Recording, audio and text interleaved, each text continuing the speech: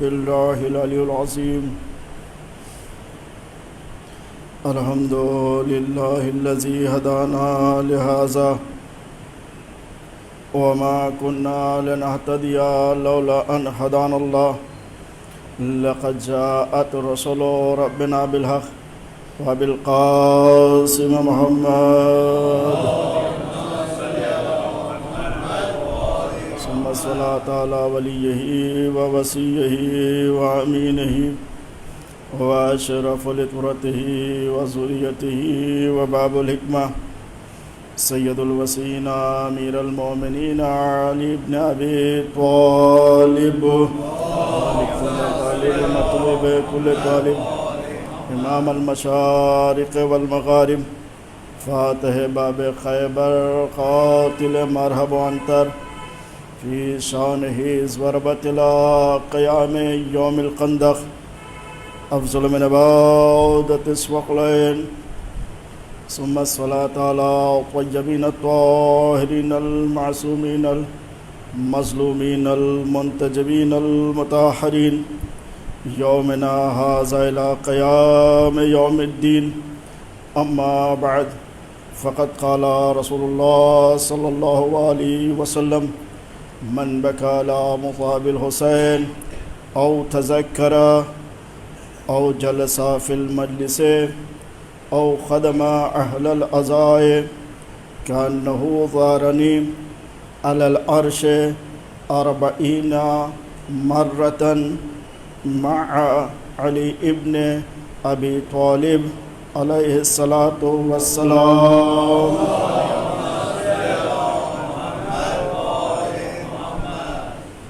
جیسا کہ آپ حضرات کو بخوبی اس بات کا علم ہے کہ یہ مجلس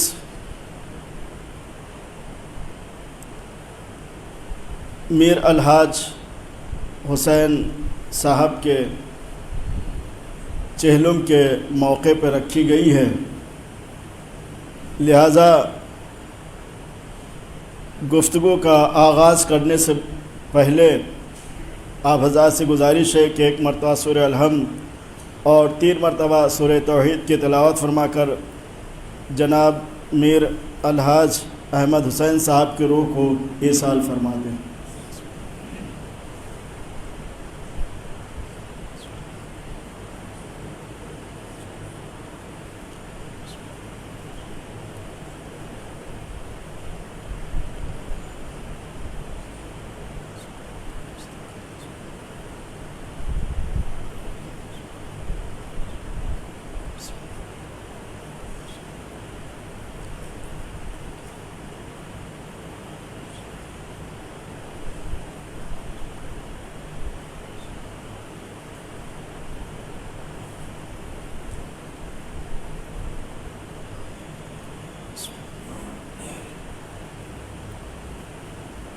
صلوات بھیجے محمد وعلی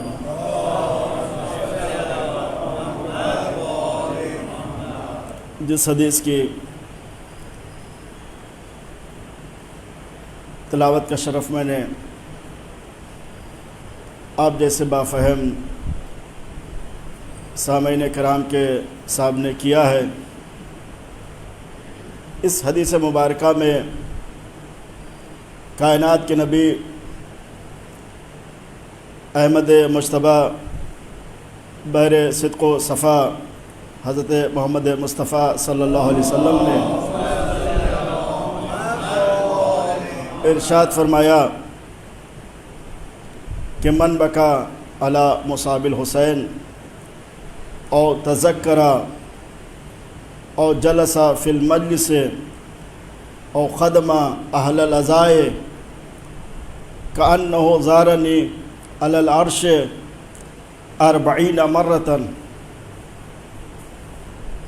مع علی ابن ابی طالب علیہ السلام.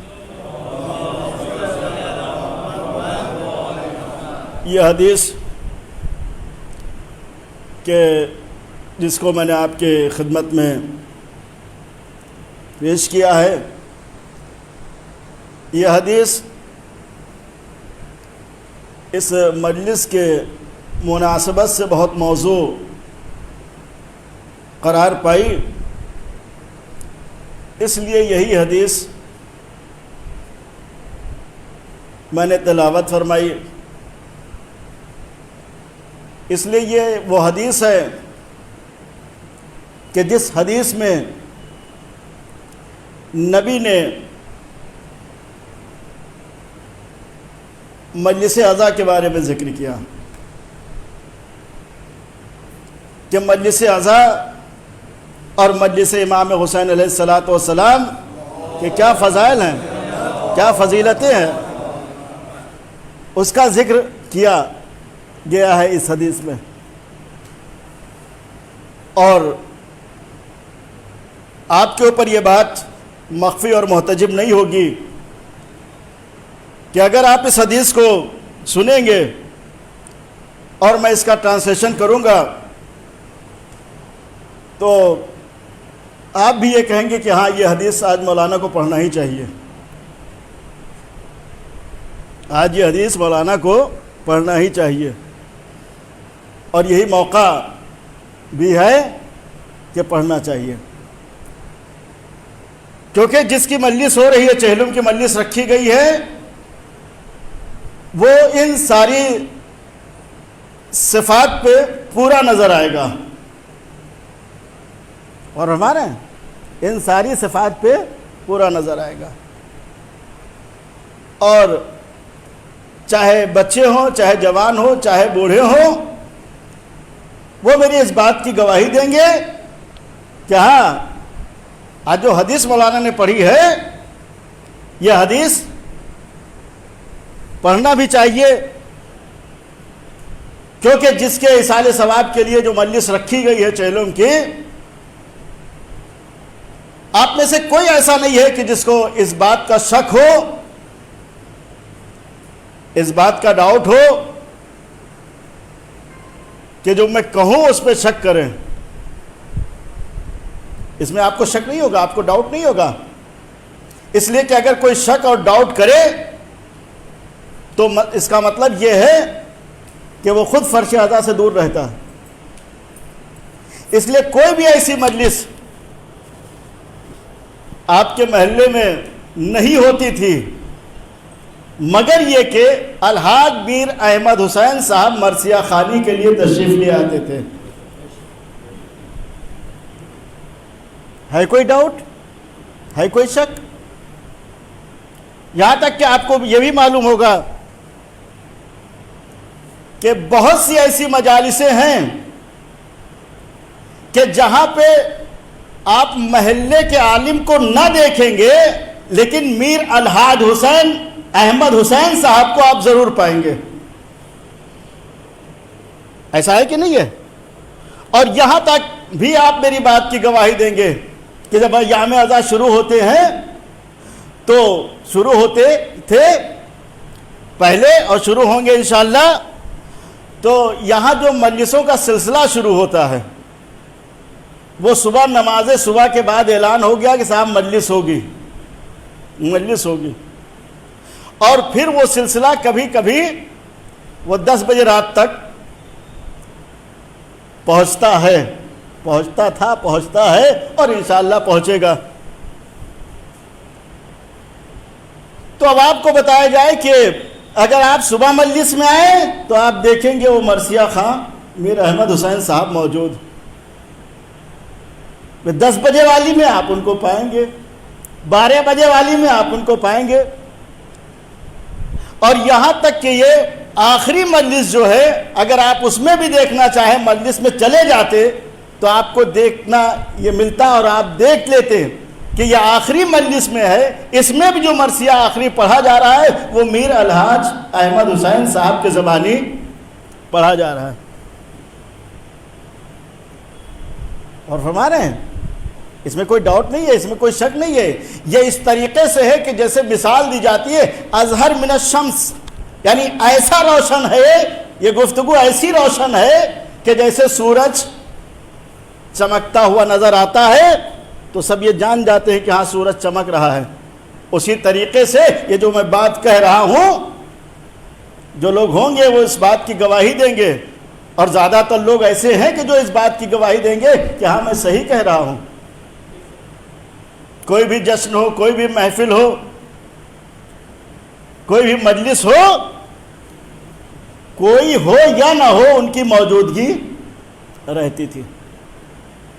جگہ جگہ مجلس عزا جہاں جہاں ہو وہاں پہنچتے تھے. وہ ایک ہاتھ میں کتاب دیکھا ہوگا، ابھی بھی گھر میں رکھی ہوگی، وہ لے کے پہنچ جاتے تھے. اور بہت ہی دل و جان سے، عقیدت سے پڑھتے تھے. بہت ہی دل و جان سے، عقیدت سے پڑھتے تھے. اور یہ آپ سنتے رہتے ہیں اور سنتے رہیں گے کہ جب مدراس میں یا پیرمبر میں اگر مرثیہ خاں کا تذکرہ ہوگا تو دو نام آپ کو ضرور ملیں گے. ایک کا نام نبی جان صاحب اور دوسرے کا نام احمد حسین صاحب. یہ دونوں بھائی تھے. جی، یہ ہم لوگ جنہیں لوگ عالم کہہ رہے ہیں، وہ لوگ ان ساری باتوں کو یاد کرتے ہیں اور حقیقت کو دہراتے بھی رہتے ہیں کہ جو ہے اسے بیان کیا جائے، اسے کہا جائے، اسے لوگوں کے سامنے پیش کیا جائے کہ ہاں حقیقت یہی. یہ دو نام یہ ضرور آپ کو روز روشن کی طرح واضح اور آشکار ہو جائیں گے آج کے زمانے میں کہ دو لوگوں کا نام. اور اگر آپ باہر بھی جائیے، میں نے آپ کی خدمت میں عرض کیا، اگر آپ باہر بھی جائیے تو اگر آپ باہر بھی جائیں گے، مثلا میں لکھنؤ گیا اور جب چھوٹا امام باڑہ یا بڑا امام باڑہ جو بہت ہی بڑا ہے ماشاءاللہ، آپ لوگ گئے ہوں گے اور جانا بھی چاہیے. دیکھیے آپ کی بہت بڑی وہاں پہ جگہ ہے، بہت بڑا امام باڑہ ہے، آپ جائیے دیکھیے. تو وہاں پہ بھی جب میں پہنچا اور ان کو معلوم ہوا میں مدراس سے آیا ہوں تو انہوں نے یہی سوال کیا کہ کیا بات ہے بہت دنوں سے نبی جان صاحب نہیں آئے.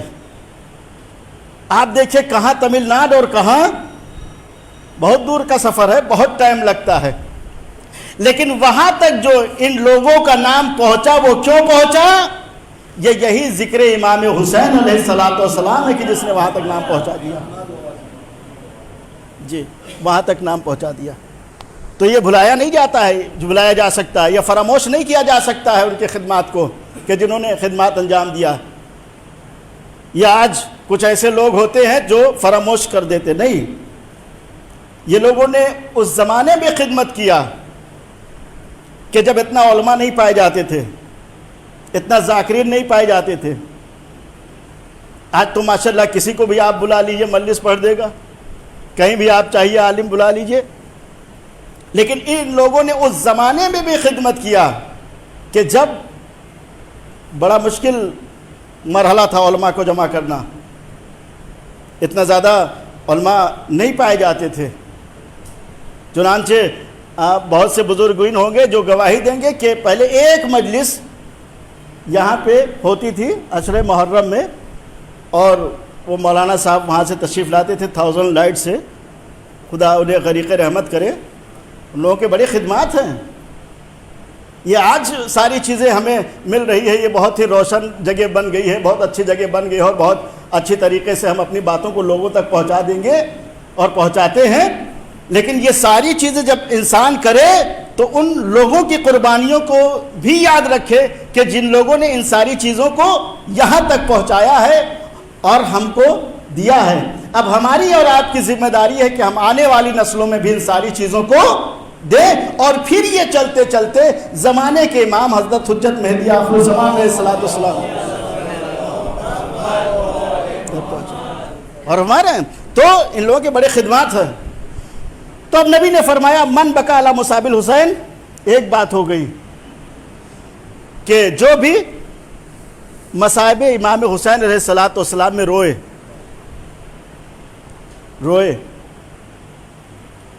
او تذکرہ، اور بہت سے لوگ بیچارے رو نہیں پاتے ہیں،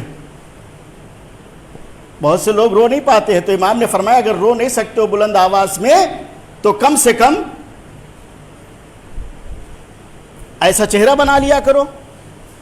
آنسو نہیں بہ رہے ہیں تو کم سے کم آواز ہی سے گریا کر لیا کرو. اور اگر یہ سب نہیں ہو سکتا ہے تو من بکا علی مصاب الحسین، جس نے مصائب حسین پہ گریا کیا، او تذکرہ یا جس نے ذکر کیا. کس کا ذکر کیا؟ ذکر امام حسین علیہ الصلوۃ والسلام. صلوات پڑھتے رہیے.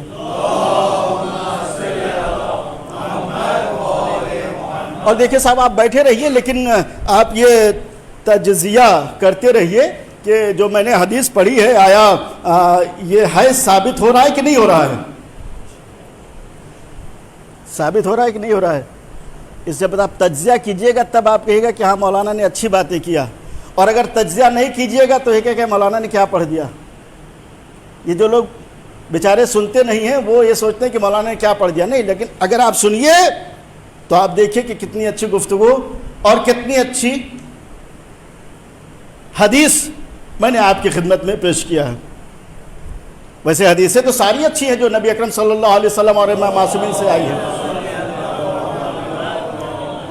جو امام سے مروی ہیں، جو حدیث یہ سب اچھی ہیں. یہ اور بات ہے کہ حدیث لکھنے والوں نے یہ نہیں کہا ہے کہ جو ہم نے حدیث کی کتابیں لکھی ہیں اس میں ساری حدیث صحیح ہے. نہیں، دوسرے مذاہب میں یہ ہے کہ انہوں نے جو کتابیں تیار کی حدیثوں کی تو کہا صحیح مسلم ہے، صحیح ترمذی ہے، صحیح بخاری ہے، یہ سب ہے. لیکن ہمارے یہاں جو علماء نے حدیثیں جمع کیا اور کتابیں بنائی اس میں یہ نہیں لکھا کہ ساری حدیثیں صحیح ہیں. نہیں، ان کا دور تھا، نہ جانے کیسی کیسی مصیبت میں انہوں نے حدیثوں کو جمع کیا اور جمع کرنے کے بعد کتابی شکل میں ہمیں دے دیا اور کہا صحیح ہے یا غیر صحیح ہے یہ علماء کا کام ہے، یہ فقہا کا کام ہے، یہ مراجع کرام کا کام ہے کہ وہ آگے بڑھے اور بڑھنے کے بعد یہ جانچے کہ کون سی حدیث صحیح ہے اور کون سی حدیث غیر صحیح ہے. لہٰذا یہ نہ ہو کہ آپ حدیث کی کتابیں دیکھیں اور پھر اس کے بعد پڑھیں اور پڑھنے کے بعد اس پہ عمل کرنے لگے اور یہ کہیں کہ ہمارے لیے حدیث کافی ہے.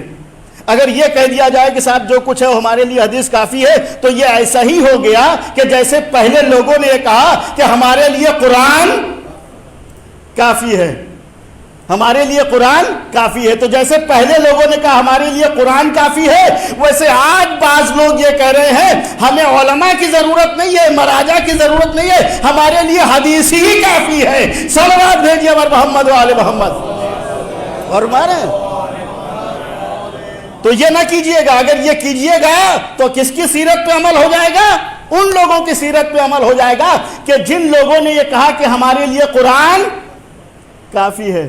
تو کل کچھ لوگوں نے کہا تھا قرآن کافی ہے اور آج کچھ لوگ یہ کہتے ہوئے نظر آتے ہیں کہ ہمیں مراجع کرام کی ضرورت نہیں، ہمیں حدیث ہی کافی ہے. کوئی آپ کس کی راہ پہ چل رہے ہیں؟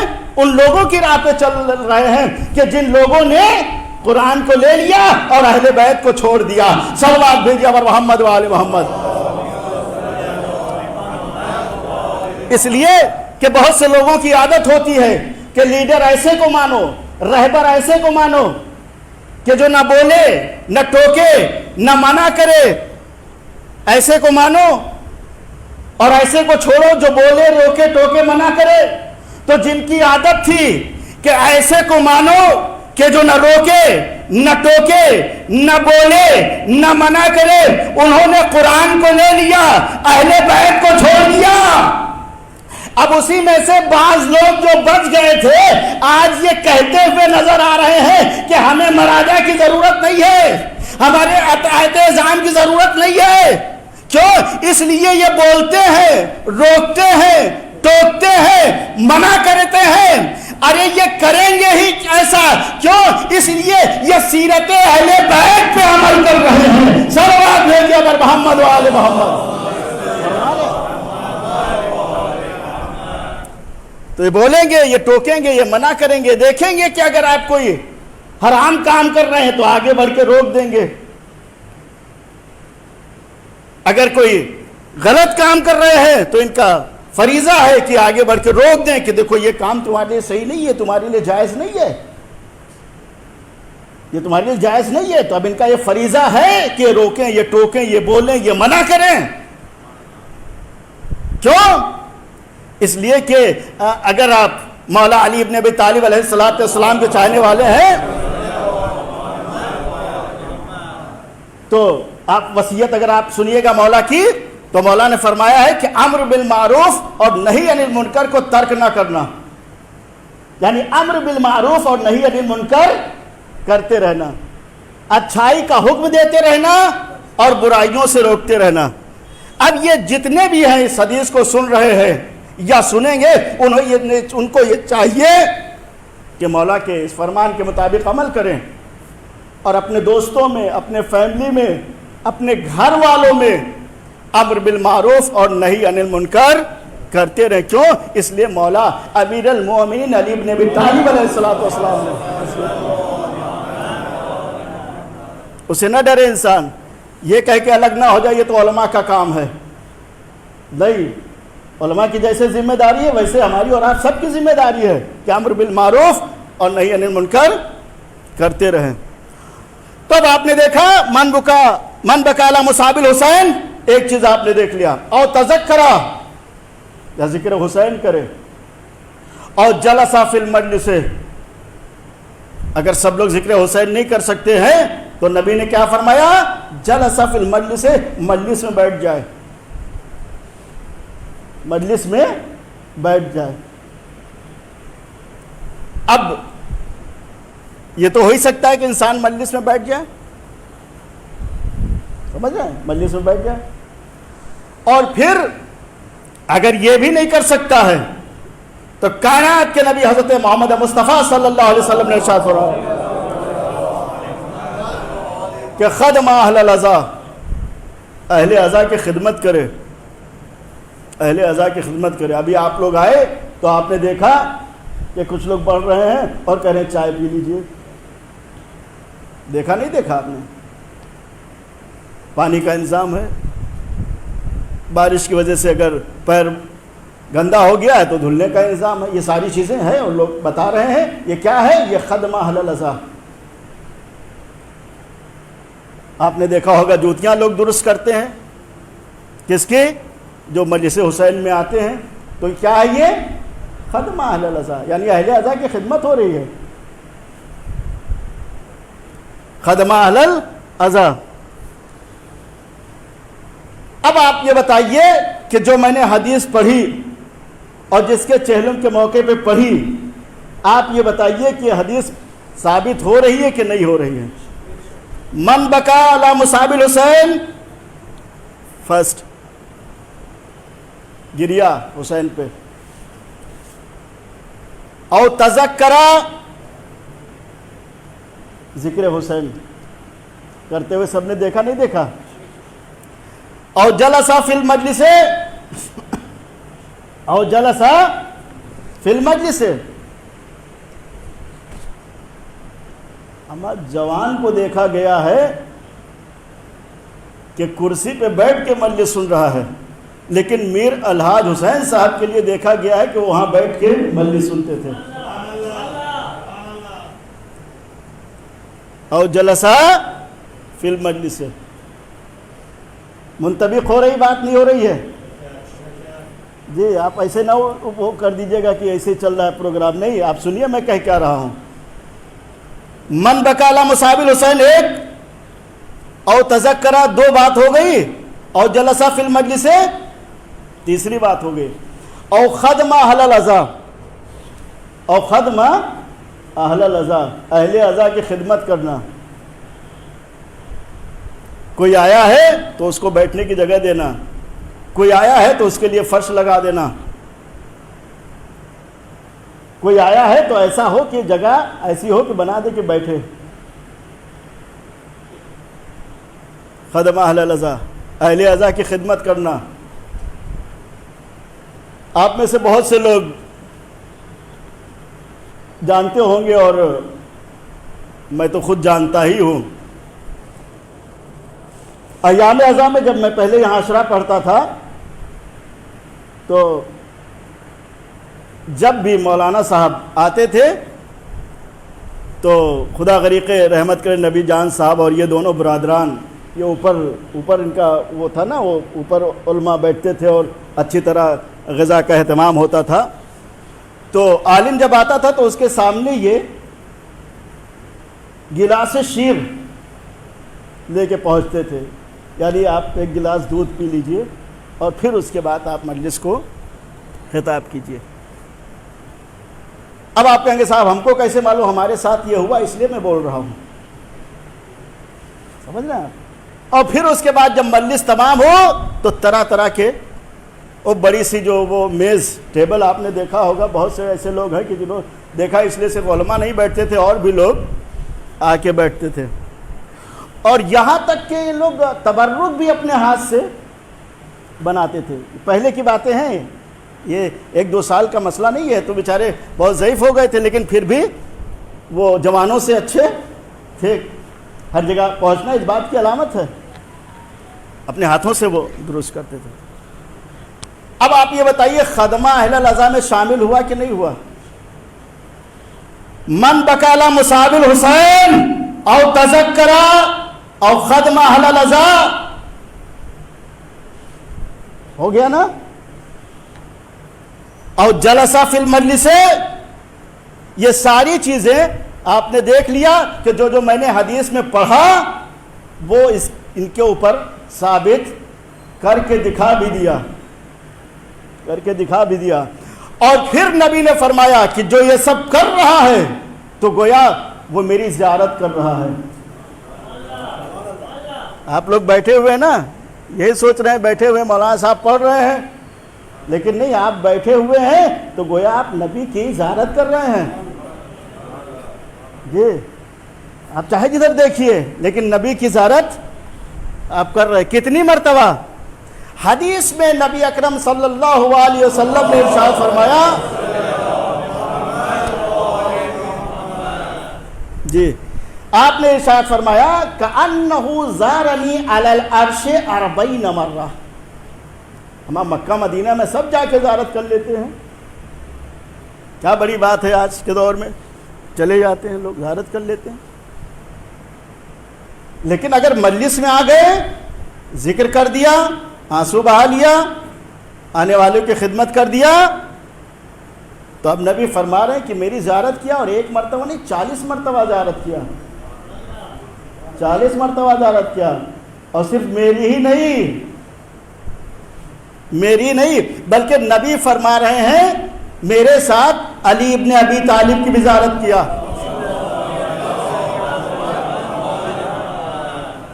کأنہ زارنی علی العرش 40 مرہ مع علی ابن ابی طالب، یعنی علی کے ساتھ آپ نے 40 مرتبہ زیارت کیا. کس کی؟ نبی کی. اگر آپ نے اس حدیث پہ عمل کر لیا جو حدیث میں نے آپ کی خدمت میں عرض کیا ہے. اب اگر آپ سمجھ گئے ہو کہ جو میں نے حدیث پڑھی اور وہ ثابت ہو رہا ہے، اس پہ منطبق ہو رہا ہے، تو صلوات پڑھیے، پھر میں آگے بڑھوں.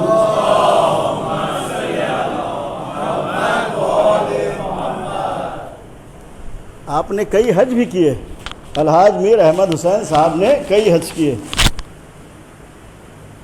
اور کئی زیارتیں بھی کیا، اور 1 مرتبہ جا کے وہیں رک گئے اور پھر کئی مہینہ بعد آئے.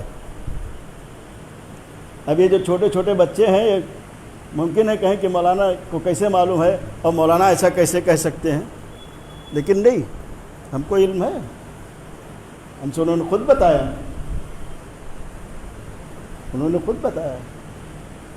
اور وہ اس سچویشن میں بھی حج پہ گئے. آج تو لوگ جہاز سے جاتے ہیں، آپ دیکھ رہے ہیں، فلائٹ سے یہاں بیٹھے وہاں اترے، لیکن وہ اس جہاز سے بھی گئے جو پانی والا جہاز ہوتا تھا. یہ بڑا مشکل کام ہے، آسان کام نہیں ہے. آج جب اتنا مشکل ہوتی ہے لوگوں کو جانے میں، تو سوچو اس جہاز سے جانے میں کتنی مشکل ہوتی تھی. لیکن اللہ نے میر الحاج احمد حسین صاحب کو اس بات کے لیے سلیکٹ کیا کہ اپنے گھر پہ بلا کے اپنی بھی زیارت کرائی، اپنے گھر کی بھی زیارت کرائی، اور اپنے نبی حضرت محمد مصطفیٰ صلی اللہ علیہ وسلم کی روضے کی بھی زیارت کرائی. یعنی اپنے گھر کی بھی زیارت کرائی. آپ یہ کیجئے گا، سنیے گا، ورنہ یہ سوچیے گا مولانا نے پڑھ دیا اللہ نے اپنی زیارت کرائی. اس لیے کبھی کبھی انسان غلط سن لیتا ہے تو پھر وہ گڑبڑ ہو جاتا ہے، وہ لوگوں کو غلط بتاتا ہے، حالانکہ ایسا ہو چکا ہے. مرتضیٰ مطہری صاحب بہت بڑے عالم دین گزرے ہیں، ان کے پاس ایک شخص آیا اور آنے کے بعد اس نے کہا کہ اگر میں حج پہ گیا تھا. تو ان کا بہت اچھی بات ہے، مبارک ہو، بہت اچھی بات ہے، مبارک ہو. کہ لے ہاں مبارک تو ہو، پیسہ بہت خرچہ ہوا، دولت بہت خرچہ ہوئی، اور ہم گئے ہر جگہ زیارت کیا، بیت اللہ بہت اچھا نظر آیا، یہاں تک کہ نبی کے روضے پہ بھی گئے، وہ بھی بہت اچھا لگا، اور چمکتا ہوا روضہ، وہ نورانی جگہ بڑا اچھا لگا. اور جنت البقیع بھی گئے تھے، وہاں سب دیکھا ہے، سب کیا. اور یہ مولانا صاحب کہہ رہے ہیں مطہری صاحب ماشاءاللہ ماشاءاللہ. اب ایک مرتبہ وہ کہنے لگے کہ آقا پیسہ بڑا خرچہ ہوا لیکن ہماری ایک تمنا نہیں پوری ہو پائی. تو ان کا کیا تمنا صاحب آپ کی پوری نہیں ہو پائی؟ کیا اتنا پیسہ خرچ کے گئے، خانہ کعبہ دیکھ لیا، مسجد نبوی دیکھ لیا، اللہ کے شکر سے جنت البقیع بھی چلے گئے، وہاں قبریں دیکھ لی، سب کچھ دیکھ لیا، لیکن اتنا خرچہ کرنے کے بعد اللہ کی قبر نہیں دیکھ پایا. سمجھ رہے ہیں آپ؟ اللہ کی قبر نہیں دیکھ پائے. دیکھیں گئے ہیں یہ حج کرنے اور ان کو یہ نہیں معلوم کہ اللہ جسم و جسمانیت سے پاک و پاکیزہ ہے. سمجھ رہے ہیں آپ؟ تو ایسے ایسے لوگ بھی ہوتے ہیں، ایسے ایسے لوگ بھی ہوتے ہیں. تو اب انہوں نے حج کیا، زیارتیں کیا، کافی دن وہاں رہے، کافی دن وہاں رہے. اور آپ کو معلوم ہوگا کہ جو اعمال شب جمعہ جو ہوتا ہے مسجد حسینی میں، آپ کبھی تشریف لاتے ہو، اس زمانے میں تو لوگ جو باہر سے آتے تھے، باہر سے آتے تھے، تو مطلب باہر سے جو مولانا لوگ آتے تھے وہ یہ کہتے تھے کہ یار یہ تعجب کی بات ہے. کیا تعجب کی بات؟ کہا یہ اتنے بزرگ ہو گئے ہیں اور ان کو پوری زیارت، اور بہت بڑی زیارت، یہ پوری زیارت بندہ پڑھا لیتا ہے. کیا ہے یہ امیزنگ، تعجب، تعجب. تو انہوں نے یہ زیارت وہیں پڑھی، سیکھی اور وہیں یاد کیا کہ جب یہ کئی مہینہ روضہ امام حسین علیہ السلام میں تھے، تو انہوں نے وہ زیارت پڑھی. اب دیکھیں جناب ٹائم تمام ہو رہا ہے، لیکن ایک دو بات سن لیجئے. زیارت امام حسین علیہ السلام روایت میں ہے، مفاتیح الجنان کتاب آپ دیکھیے، وہ سب کے زیادہ تر گھروں میں آپ کو مل جائے گی. وہ دعاؤں کی کتاب ہے، زیارتوں کی کتاب ہے، اور ساتھ میں اور بھی چیزیں اس میں روایت بھی لکھی ہوئی ہے، زیارت کا ثواب بھی لکھا ہوا ہے اور واقعات بھی لکھے ہوئے ہیں. تو اس میں شیخ عباس قمی علیہ الرحمہ نے لکھا ہے کہ جب انسان زیارت کو جاتا ہے، زیارت کو جاتا ہے، دیکھیے میں اپنی بات اس سے ہٹا نہیں، کأنہ زارنی علی العرش 40 مرہ، زارنی یعنی میری زیارت کیا، زیارت. تو آپ نے فرمایا، لکھتے ہیں کہ روایت میں ہے کہ جب کوئی مومن زیارت کے لیے جاتا ہے اور امام حسین علیہ السلام کی زیارت کرتا ہے، آپ کی زیارت کرتا ہے، اور جب آپ کی زیارت کرتا ہے تو زائر کے بڑی دوڑ بھاگ ہوتی ہے نا. کبھی کبھی آپ نے دیکھا ہوگا ادھر گئے ادھر گئے، بھیڑ بھاڑ ہے، یہ ہے وہ ہے، ہوتا ہے کہ نہیں ہوتا ہے؟ تو اس میں گرما جب ہوتی ہے تو پسینہ بہت ٹپکتا ہے، پسینہ نکلتا ہے کہ نہیں نکلتا ہے؟ تو اب روایت میں ہے کہ جب مومن زائر زیارت کرتا ہے اور پسینہ ٹپکتا ہے، اس کے پسینہ ٹپکتا ہے، جب پسینہ ٹپکتا ہے تو اس پسینے کے قطرے سے پروردگار عالم 1000 فرشتے پیدا کرتا ہے. اور ہمارے آپ 1000 فرشتے پیدا کرتا ہے. ان فرشتوں کا کام یہ ہوتا ہے کہ وہ تسبیح پروردگار عالم کرتے ہیں، اور اس کے لیے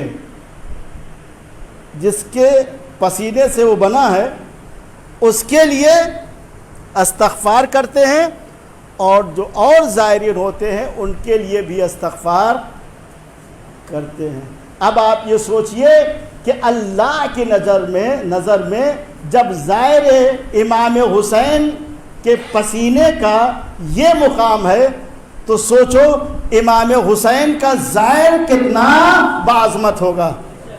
صلوات بھیجیے پر محمد والے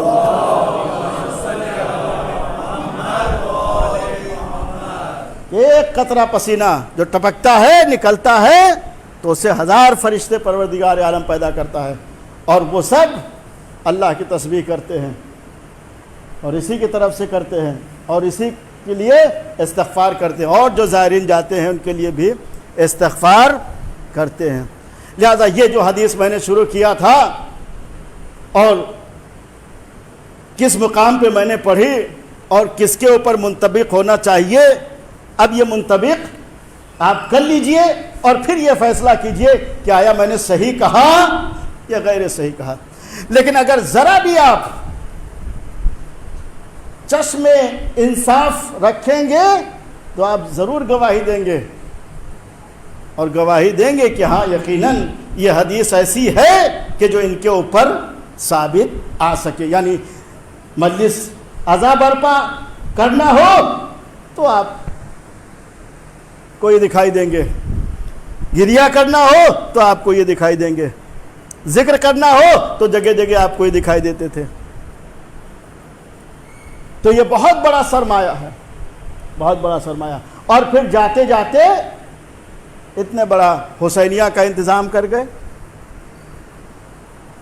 اتنا بڑا حسینیہ آپ جو دیکھ رہے ہیں یہ لوگوں کے محنتوں اور کاوشوں کا نتیجہ ہے، جو اتنی بڑی بلڈنگ نہ یہ صرف آج کے لیے بلکہ آنے والی نسلوں کے لیے منتقل کر کے گئے، انتظام کر کے گئے۔ خوش قسمت تھے کہ اللہ نے ان لوگوں سے یہ خدمت لے لیا۔ یہ بہت بڑی خدمت ہے، یہ بہت بڑی خدمت ہے کہ انسان ایک ایسی جگہ چھوڑ کے جائے کہ جہاں سب بیٹھیں اور بیٹھنے کے بعد فضائل و مصائب امام حسین علیہ السلام بیان ہوں۔ تو یہ وہ عظیم شخصیت ہے جو آج ہمارے درمیان نہیں ہے، لیکن ان کے وہ خدمات آج بھی لوگوں کے ذہن میں ہے، آج بھی لوگوں کے دماغ میں ہے کہ وہ کیسا شخص تھا، کس طریقے سے وہ خدمات انجام دیتے تھے۔ آپ نے سنا ہوگا کہ ان کو ہاسپٹل میں ایڈمٹ جب کیا گیا تو اب یہ پریشانی تھی کہ خدا نہ کرے کرونا میں ڈال دیا گیا تو مشکل ہو جائے گی، چونکہ آپ جانتے ہیں کیا ہو رہا ہے آج کل یا پچھلے سال کیا کیا ہوا۔ تو میں پریشان تھا اسی بات پہ، جو میں سن رہا تھا کہ کرونا والے کو ایسا کرتے ہیں کہ لے جا کے اس کو غسل و کفن نہیں دیتے بلکہ اسی طرح وہ قبر میں کر دیتے۔ پچھلے سال اور بھی زیادہ حالات خراب تھے، تو میں بہت پریشان تھا، لیکن میرے ذہن میں بار بار یہ خیال آتا تھا کہ یہ جو ذکر امام حسین وہ کرتے تھے، کہیں نہ کہیں امام حسین علیہ السلام یہ ہونے نہیں دیں گے کہ بغیر غسل و کفن کے دفن کیا جائے۔ جی میں بار بار یہ سوچتا تھا اور یہ اپنے دل میں کہتا تھا کہ کچھ بھی ہو امام ضرور جو ہے وہ کریں گے، اور وہی ہوا۔ لوگ خوف و ہراس میں تھے، لوگ ڈر رہے تھے، لیکن بڑے احترام سے غسل و کفن ہوا اور بڑے احترام سے دفن کیا گیا، اور بالکل یہ ادھر ہی قبر بنائی گئی، بالکل ادھر ہی قبر بنائی گئی، ایسی جگہ قبر بنائی گئی کہ جہاں آج بھی اگر انسان بیٹھتا ہے اور وہ ذکر سید الشہداء سنتا ہے تو جیسے ہم اور آپ سن رہے ہیں ویسے ان تک بھی آواز جاتی ہے۔ چنانچہ روایت میں ہے کہ جب انسان تلقین پڑھتا ہے، تلقین مردے کو پڑھاتا ہے نا، پڑھائی جاتی ہے، دفن سے پہلے بھی پڑھائی جاتی ہے اور دفن کے بعد بھی پڑھائی جاتی ہے۔ تو جہاں اس کو سب بتایا جاتا ہے وہاں یہ کہا جاتا ہے آپ فہمتا.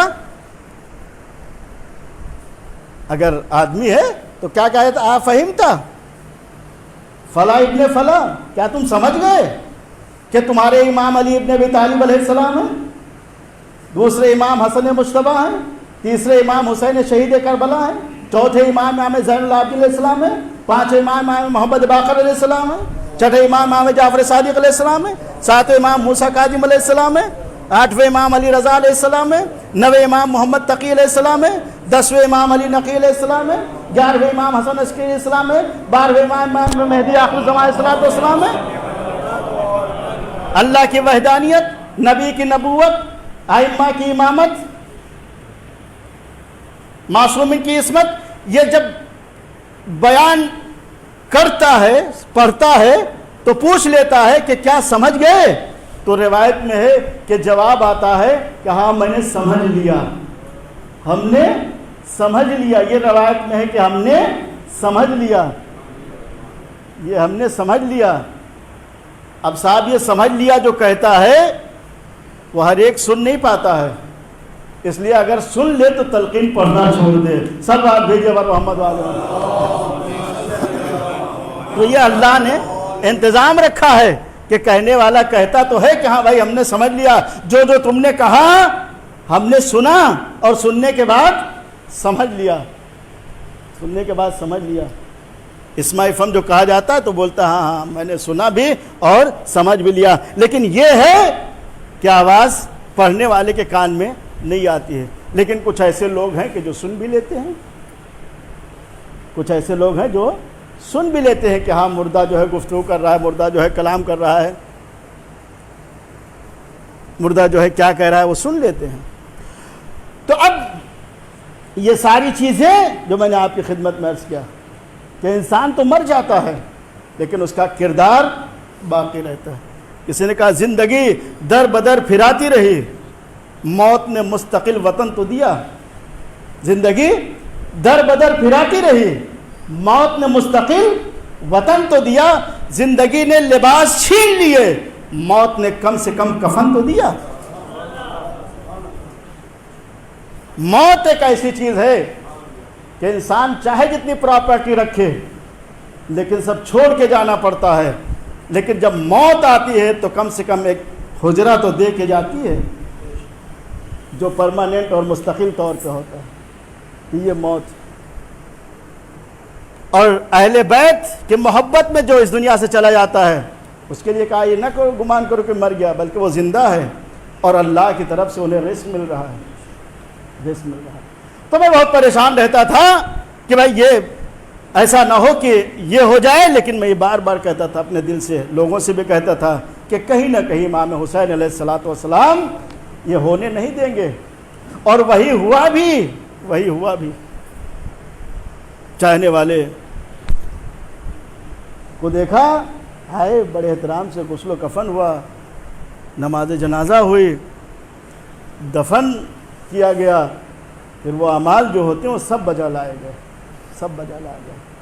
لیکن اللہ اکبر، جس کے غم میں یہ روتا تھا، جس کا تذکرہ کرتا تھا. اب حدیث پھر دیکھ لیجئے جو میں نے پہلے کہا ہے، جس کے غم میں یہ روتا تھا، جس کا تذکرہ کرتا تھا، جس کی مجلس میں جاتا تھا، جس کی مجلس میں لوگوں کی خدمت کرتا تھا، جس کے اوپر اشک بہاتا تھا، اگر اس کی تاریخ پڑھی جائے تو ملتا ہے کہ وہ ایسا تھا کہ جس کا لاشا بے گور و کفن پڑا ہوا تھا، بے گور و کفن پڑا ہوا تھا. ایک چاہنے والے اگر اس دنیا سے چلا جاتا ہے تو بڑا احترام سے غسل و کفن دیا جاتا ہے. لیکن اللہ اکبر، روایت میں ملتا ہے کہ حسین کا لاشا جلتی زمین میں پڑا رہا، کوئی نہیں تھا جو غسل و کفن دیتا. بیٹے نے دیکھا تو اپنے آپ کو سنبھال نہ سکا، چہرے کا رنگ متغیر ہو گیا. تو شہزادی زینب نے کہا بیٹا سجاد کیا بات ہے، میں دیکھ رہا ہوں تمہارے چہرے کا رنگ متغیر ہو رہا ہے. لگتا ہے کہ ابھی تمہاری روح قفس انسری سے پرواز کر جائے گی؟ بیٹا میں کیا دیکھ رہی ہوں؟ تو سید سجاد نے یہی کہا، پھوپھی اماں آپ نے دیکھا کہ ان لوگوں نے نجس لاشوں کو تو دفن کر دیا، لیکن میرے بابا کا لاشا جلتی زمین پہ۔ اللہ اکبر۔ روایت میں ملتا ہے کہ سید سجاد کے ہاتھوں میں ہتھکڑیاں تھیں، پیروں میں بیڑیاں تھیں، گلے میں خاردار توق تھا، کمر میں لنگر تھا۔ سید سجاد اپنے باپ کو غسل و کفن نہ دے سکے، دیکھتے رہے۔ اللہ اکبر۔ جب کسی کا انتقال ہوتا ہے حسین کے چاہنے والے کا، مومن کا، تو کہا جاتا ہے کہ دیکھو ذرا آہستہ جنازے کو اٹھاؤ، ذرا آہستہ رکھو، تکلیف نہ ہونے پائے، اور بڑے آہستہ سے لے کے چلو، دیکھو قبر میں آہستہ سے اتارو، یہی سب تو اہتمام کیا جاتا ہے۔ لیکن اللہ اکبر، روایت میں ملتا ہے کہ حسین کا لاشا گھوڑوں کی ٹانپوں سے اس طرح پامال کر دیا گیا تھا کہ جب چاہنے والی بہن پہنچی تو پہچان نہ سکی۔ ایک مرتبہ زینب نے کہا آنت آخی، ارے کیا تو ہی میرا بھائی ہے؟ عزادارو انصاف کرو کہ ایک بہن کے اوپر یہ کیسا وقت آ گیا کہ چاہنے والی بہن نے جب دیکھا تو اپنے بھائی کو پہچان نہ سکی۔ تو اگر کتابیں پڑھو گے تو معلوم ہوگا کہ جب بہن نے پہلے دیکھا تھا تو کبھی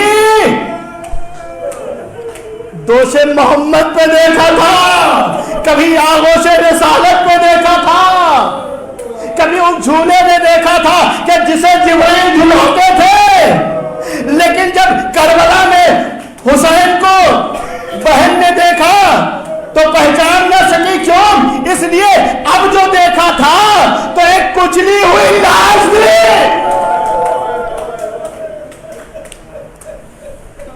لاشے کو ایسا پامال کر دیا گیا تھا کہ چاہنے والی بہن نہ پہچان سکی۔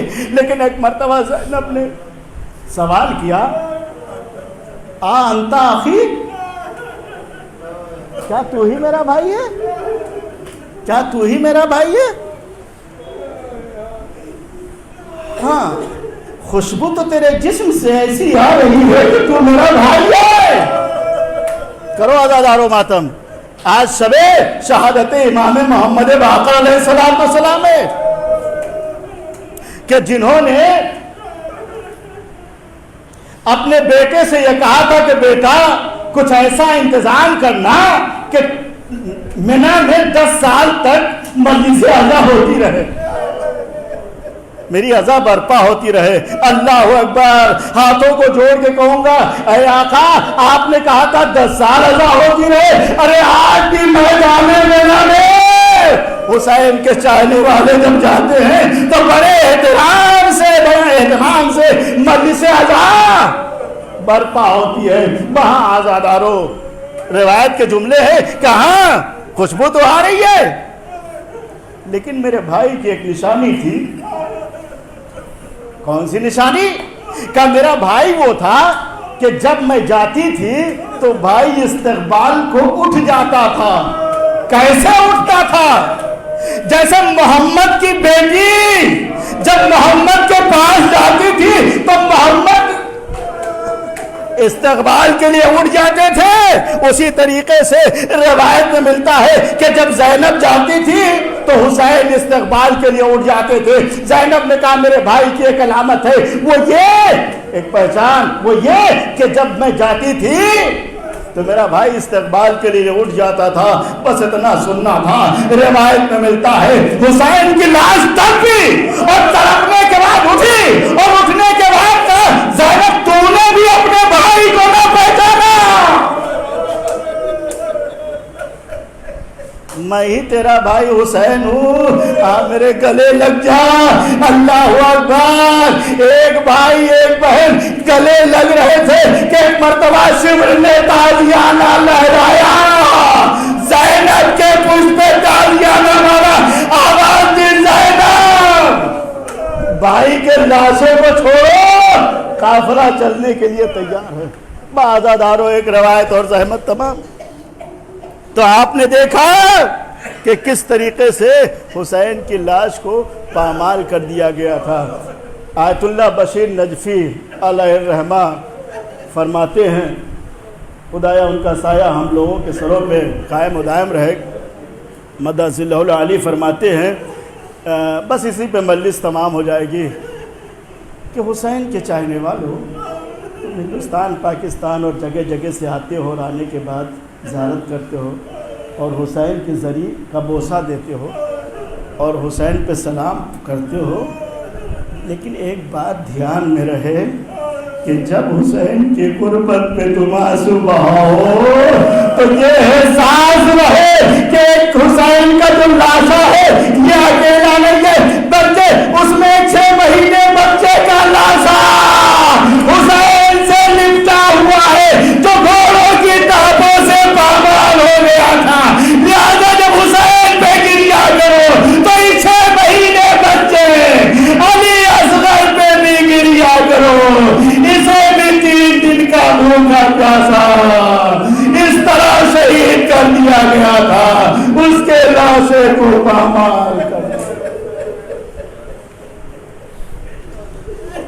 الا لعنۃ اللہ علی القوم الظالمین، سیعلم الذین ظلموا ایہم انقلبوا ینقلبون۔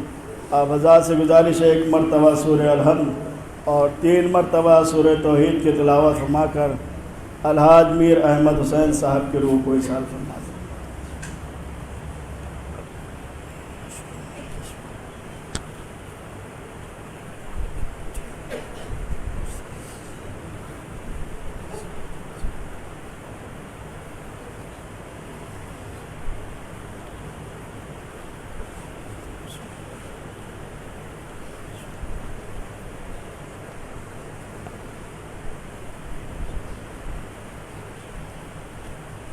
ماتم حسین۔